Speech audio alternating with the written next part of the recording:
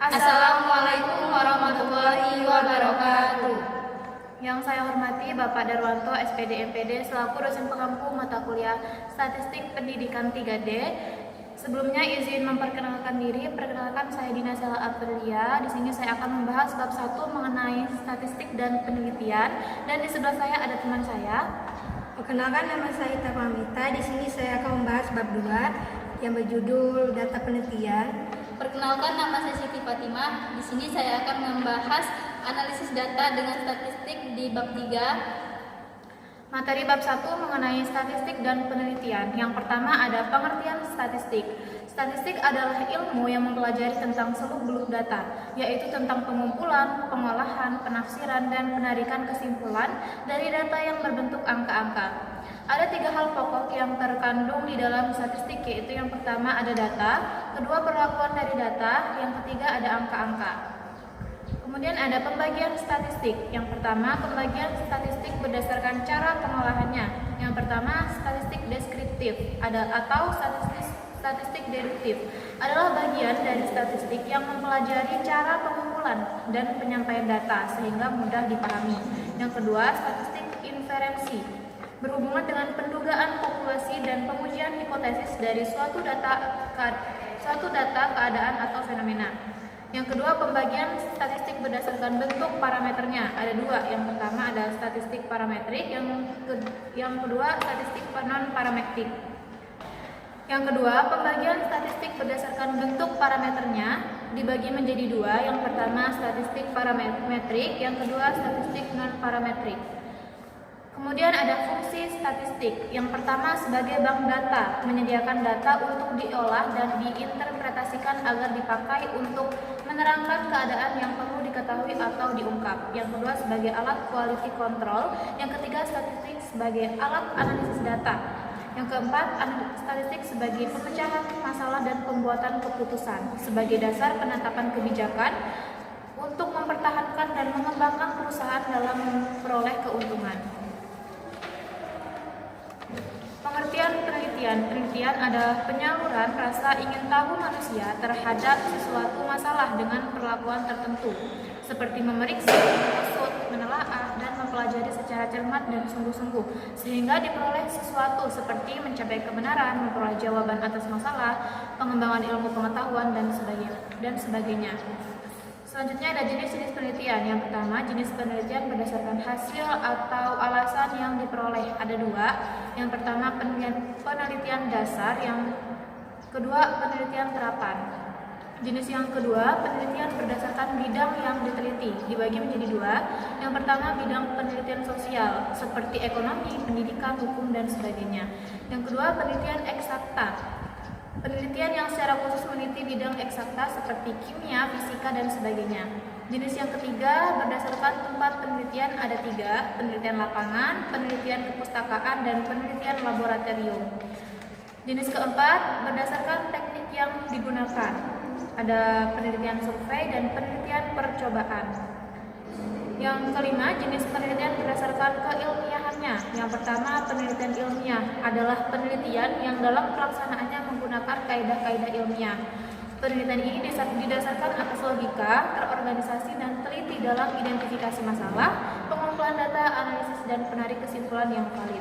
Yang kedua, penelitian non-ilmiah. Nah, penelitian yang pelaksanaannya tidak menggunakan metode atau kaidah-kaidah ilmiah. Jenis yang keenam berdasarkan bidang ilmu atau garapan. Ada 5. Yang pertama penelitian bisnis, mencakup seperti akunting, keuangan, manajemen, dan pemasaran. Yang kedua penelitian komunikasi, mencakup komunikasi massa, komunikasi bisnis, kehumasan, dan periklanan. Yang ketiga penelitian hukum seperti perdata, hukum pidana, hukum tata negara, dan hukum internasional. Yang keempat penelitian pertanian, meliputi agrobisnis, budidaya tanaman, hama tanaman, dan agronomi. Dan yang terakhir penelitian ekonomi dalam bidang ekonomi seperti ekonomi mikro, ekonomi makro, dan ekonomi pembangunan. Jenis yang ketujuh penelitian berdasarkan tingkat eksplanasinya. Yang pertama penelitian deskriptif yang dilakukan untuk mengetahui nilai dari suatu variabel. Yang kedua penelitian komparatif. Yang ketiga penelitian hubungan yang dilakukan untuk menghubungkan antara dua variabel atau lebih. Selanjutnya ada ground research, adalah penelitian yang mendasarkan diri pada fakta dan menggunakan analisis perbandingan. Nah, ground research ini bertolak dari fakta tanpa teori serta mencoba untuk mewujudkan suatu teori. Selanjutnya ada studi kasus, adalah penelitian mengenai satu subjek penelitian yang berkenaan dengan suatu fase spesifik atau khas dari keseluruhan personal. Tujuannya untuk memberikan gambaran secara mendetail tentang latar belakang, sifat, serta karakter yang khas dari kasus. Yang keempat, penelitian eksperimen, dilakukan dengan mengadakan manipulasi terhadap objek penelitian serta diadakannya kontrol terhadap variabel tertentu. Ada tujuan penelitian, yang pertama tujuan eksploratif, yaitu menemukan sesuatu pengetahuan yang baru dalam bidang tertentu. Yang kedua tujuan verifikatif, menguji kebenaran sesuatu dalam bidang yang telah ada. Yang ketiga tujuan developmental, mengembangkan sesuatu atau pengetahuan dalam bidang yang telah ada. Dan yang terakhir tujuan penulisan karya ilmiah seperti pembuatan skripsi, tesis, dan disertasi. Selanjutnya ada persyaratan penelitian. Yang pertama, mengikuti konsep ilmiah, artinya ini harus mengikuti cara-cara yang telah ditentukan. Yang kedua, sistematis, artinya dilaksanakan menurut pola tertentu. Yang ketiga, terencana, artinya dengan adanya unsur kesengajaan atau pelaksanaannya bukan secara kebetulan. Selanjutnya ada teknik penilaian. Yang pertama, pengukuran dalam penelitian. Pengukuran adalah suatu untuk memberikan nomor pada benda-benda atau peristiwa menurut suatu aturan tertentu. Ada skala atau tingkat pengukuran seperti skala nominal, skala ordinal, skala interval, dan skala rasio. Yang kedua, alat-alat pengumpulan data. Yang pertama ada tes atau soal tes. Nah, ini tuh berupa pernyataan atau latihan yang digunakan untuk mengukur keterampilan, pengetahuan, inteligensi, dan kemampuan atau bakat yang dimiliki oleh individu atau kelompok. Yang kedua ada kuesioner atau angket. Ini berupa sejumlah pertanyaan. Yang ketiga, checklist data, yaitu daftar variabel yang akan dikumpulkan datanya. Yang keempat, pedoman wawancara, yaitu berisikan pertanyaan. Yang keempat, pedoman dokumentasi, daftar yang berisikan patokan-patokan atau panduan dalam menelusuri sebuah dokumentasi. Selanjutnya ada prosedur dalam penelitian. Ada 3 tahap. Yang pertama, tahap perencanaan penelitian. Semua hal yang berhubungan dengan penelitian dipersiapkan atau diadakan seperti pemilihan judul, perumusan masalah, dan hipotesis. Yang kedua, tahap pelaksanaan penelitian adalah tahap di mana sebuah penelitian sedang dilakukan atau dilaksanakan. Yang ketiga, tahap penulisan laporan penelitian. Pada tahap ini, hasil dari sebuah penelitian dibuat dalam bentuk laporan. Nah, prosedur penelitian yang 3 tadi itu dapat dikembangkan menjadi lebih luas, yang seperti mendefinisikan dan merumuskan masalah, melakukan studi kepustakaan, merumuskan hipotesis, menentukan model atau desain penelitian, mengumpulkan data, mengolah dan menyajikan informasi, menganalisis dan menginterpretasikan, membuat generalisasi dan kesimpulan, dan membuat laporan. Yang terakhir ada hubungan antara statistik dengan penelitian. Yang pertama, hubungannya sebagai alat untuk menghitung besarnya anggota sampel dari sebuah populasi. Yang kedua, alat untuk menguji validitas dan reliabilitas instrumen. Yang ketiga, teknik-teknik untuk menyajikan data penelitian. Dan yang terakhir, alat untuk analisis data penelitian. Baik, bab 2 yang akan dibahas oleh Ita, Kak Ita dipersilakan. Baik, di sini saya akan menjelaskan materi bab 2 yang berjudul data penelitian. Pengertian data. Data adalah bentuk jama dari data, merupakan keterangan atau informasi tentang suatu hal, bisa berupa fakta, angka, simbol, atau kode. Jenis-jenis data. Data perlu dikelompokkan sebelum digunakan dalam analisis. Ada data primer. Data primer adalah diperoleh langsung dari lapangan oleh peneliti atau pihak yang menentukan. Disebut juga data asli atau baru. Contohnya kuesioner, survei, observasi. Data sekunder diperoleh dikumpulkan dari sumber yang sudah ada oleh orang lain atau pihak sebelumnya. Mengelompokkan data menurut waktu pengumpulannya.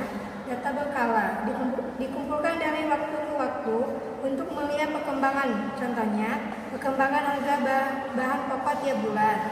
Data kelas bintang dikumpulkan pada satu waktu tertentu untuk gambaran keadaan saat ini. Contohnya, data sensum penduduk tahun 2010. Pengelompokan data menurut sifatnya. Data kualitatif tidak berbentuk angka. Contohnya, jenis kelamin, agama, warna. Data kuantitatif berbentuk angka. Contohnya, tinggi, panjang, dan umur. 4. Kelompokan data menurut tingkat pengukurannya. 1. Data nominal. Data berdasarkan kategori tertentu hanya menunjukkan perbedaan kualitas, hanya berupa tabel atau kode. Tidak ada urutan, saling lepas, satu objek hanya di satu kelompok. Tidak disusun secara logis. Kelompokan data menurut waktu pengumpulannya. Data berkala dikumpulkan dari waktu ke waktu untuk melihat perkembangan. Contohnya, perkembangan harga bahan pokok tiap bulan. Data kelas bintang dikumpulkan pada satu waktu tertentu untuk gambaran keadaan saat ini. Contohnya, data sensum penduduk tahun 2010. Pengelompokan data menurut sifatnya. Data kualitatif tidak berbentuk angka. Contohnya, jenis kelamin, agama, warna. Data kuantitatif berbentuk angka. Contohnya, tinggi, panjang, dan umur. 4. Kelompokan data menurut tingkat pengukurannya. 1. Data nominal. Data berdasarkan kategori tertentu hanya menunjukkan perbedaan kualitas, hanya berupa tabel atau kode. Tidak ada urutan, saling lepas, satu objek hanya di satu kelompok. Tidak disusun secara logis. Contohnya, jenis kelamin 1 pria, 2 wanita. 2. Data ordinal. Data berdasarkan urutan atau tingkatan menunjukkan besar kecilnya objek. Ada peringkat tetapi jarak antara peringkat belum tentu sama. Contohnya, nilai A 40 sampai 100, sementara nilai B 65 sampai 79. Data interval. Data berdasarkan atribut tertentu. Jarak antara data sama biasa dijumlah atau kurang tetapi tidak ada nol mutlaknya. Contohnya, perbedaan nilai ujian antara siswa. Data rasio memiliki semua ciri nominal, ordinal, interval. Angka menunjukkan ukuran sebenarnya bisa membagikan rasio. Contohnya, B nilainya 1,5 kali A. 5. Mengelompokkan data menurut bentuknya. 1. Data kategori. Data hasil pergolongan umumnya berupa data nominal dan ordinal. Contohnya, jenis kelamin, tingkat pendidikan, jenis pekerjaan. Pengakuan data. Cara memproses data penelitian untuk mendapat hasil sesuai pola atau aturan tertentu. Pengumpulan data. Pengumpulan data dimaksud mencatat peristiwa dari populasi penelitian. Metode pengumpulannya observasi, pengamatan, langsung melihat ke lapangan, penelusuran literatur, menggunakan data laporan dari penelitian sebelumnya. Kuesioner menggunakan daftar pertanyaan tertulis pada dashboard wawancara, tanya jawab langsung dengan objek atau perantama. Pengolahan data. Proses pengolahan data ringkasan angka dengan cara atau rumus tertentu. Tahap pertama, edit, pengecekan dan perbaikan data dikumpulkan agar logis, tidak mengagukan dan bebas kesalahan. Coding, memberikan kode pada tiap data agar dikelompokkan dalam kategori yang sama. Kode berupa angka sebagai petunjuk identitas informasi yang akan dianalisis. Saya kembalikan pada moderator. Baik, materi bab 3 akan disampaikan oleh Siti Fatimah. Padanya disilakan. Baik, saya akan melanjutkan materi di bab 3, yaitu analisis data dengan statistik. Pengertian analisis data itu dapat dibagi menjadi 3. Yang pertama, membandingkan dua hal atau dua nilai variabel untuk mengetahui selisihnya atau rasionya, kemudian diambil kesimpulannya. Kemudian yang kedua, menguraikan atau memecahkan suatu keseluruhan menjadi bagian-bagian atau komponen-komponen yang lebih kecil agar dapat mengetahui komponen yang menonjol, lalu membandingkan antara komponen yang satu dengan komponen yang lainnya, dan membandingkan salah satu atau beberapa komponen dengan keseluruhan. Kemudian yang ketiga itu memperkirakan atau menentukan besar pengaruh secara kuantitatif dari perubahan satu atau beberapa kejadian terhadap sesuatu kejadian lainnya. Dan definisi lain dari analisis data adalah seperti yang dikemukakan oleh beberapa ahli. Yang pertama, menurut Patton 1980, analisis data adalah proses mengatur urutan data, mengorganisasikannya ke dalam suatu pola, kategori, dan satuan uraian dasar. Kemudian menurut Bogdan dan Taylor 1975, analisis data adalah proses yang merinci usaha formal untuk menemukan tema dan merumuskan hipotesis atau ide. Kemudian menurut Lexi J. Moleong 2000, analisis data adalah proses mengorganisasikan dan mengurutkan data ke dalam pola, kategori, dan satuan uraian dasar sehingga dapat ditemukan tema dan dapat dirumuskan hipotesis kerja seperti yang disyaratkan oleh data. Kemudian yang B, tujuan analisis data itu dibagi menjadi 4. Yang pertama itu memecahkan masalah penelitian, kemudian memperlihatkan hubungan antara fenomena yang terdapat dalam penelitian. Kemudian yang ketiga, memberikan jawaban terhadap hipotesis yang diajukan dalam penelitian. Dan yang terakhir itu bahan untuk membuat kesimpulan serta implikasinya, klaim, saran-saran yang berguna untuk kebijakan penelitian selanjutnya. Kemudian ada bentuk-bentuk analisis data. Yang pertama ada analisis kuantitatif, adalah analisis yang menggunakan alat analisis bersifat kuantitatif, yaitu analisis yang menggunakan model-model seperti model matematika, misalnya fungsi multivariat, dan model statistik, serta ekonometrik. Kemudian ada analisis kualitatif, yaitu analisis yang tidak menggunakan model matematika, model statistik, dan ekonometrik atau model-model tertentu lainnya. Kemudian ada kelebihan analisis data dengan statistik. Alat analisis utama yang sering digunakan dalam analisis data adalah metode statistik. Penggunaan statistik dalam analisis data memiliki beberapa kelebihan, yaitu dengan statistik memungkinkan mendeskripsikan tentang suatu secara eksak, dan dengan menggunakan statistik memungkinkan seseorang untuk bekerja secara eksak dalam proses dan cara berpikir. Peneliti dapat memberikan rangkuman hasil penelitian dalam bentuk yang lebih berarti dan lebih ringkas, dapat menarik kesimpulan secara umum, dan memungkinkan untuk mengadakan ramalan. Ada yang uji hipotesis dalam analisis data, yaitu artinya hipotesis adalah pernyataan atau dugaan yang bersifat sementara terhadap suatu masalah penelitian yang kebenarannya masih lemah, sehingga harus diuji secara empiris. Hipotesis berasal dari kata hipo yang berarti di bawah dan tesa yang berarti kebenaran. Pernyataan atau dugaan tersebut disebut proposisi. Pengujian hipotesis adalah suatu prosedur yang akan menghasilkan suatu keputusan, yaitu keputusan menerima atau menolak hipotesis tersebut. Ada pula ciri-ciri hipotesis yang baik. Yang pertama, hipotesis harus menyatakan hubungan. Kemudian yang kedua, hipotesis harus sesuai dengan fakta. Dan hipotesis harus sesuai dengan ilmu, tumbuhan dengan ilmu pengetahuan. Lalu ada hipotesis harus dapat diuji, hipotesis harus sederhana, dan hipotesis harus dapat menerangkan faktanya. Adapun bentuk-bentuk rumusan hipotesis, berdasar tingkat eksplanasi, hipotesis akan diuji, atau bentuk jenis masalahnya, maka rumusan hipotesis dapat pula dikelompokkan menjadi 3 macam, yaitu hipotesis deskripsi, hipotesis komparatif, hipotesis asosiatif. Lalu ada 2 jenis hipotesis, yaitu hipotesis nol atau hipotesis nihil. Kemudian ada hipotesis alternatif atau hipotesis kerja. Keempat, hipotesis penelitian dan hipotesis statistik. Hipotesis penelitian adalah hipotesis yang dibuat atau digunakan dalam suatu penelitian. Sementara itu, hipotesis statistik adalah hipotesis yang dibuat atau digunakan untuk menguji hipotesis penelitian.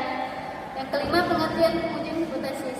Pengujian hipotesis adalah suatu prosedur yang akan menghasilkan suatu keputusan, yaitu keputusan dalam menerima atau menolak hipotesis ini. Contohnya, Apakah ada hubungan antara tingkat partisipasi mahasiswa dalam kegiatan politik dengan jenis media yang sering diikutinya? Lalu hipotesis atau dugaan ada hubungan antara tingkat partisipasi mahasiswa dalam kegiatan politik dan jenis media yang sering diikutinya. Dan ada yang keenam, jenis-jenis pengujian hipotesis. Pengujian hipotesis dapat dibedakan atas beberapa jenis berdasarkan kriteria yang menyertainya. Yang pertama berdasarkan arah atau bentuk formulasi hipotesisnya. Yang kedua berdasarkan jenis parameternya.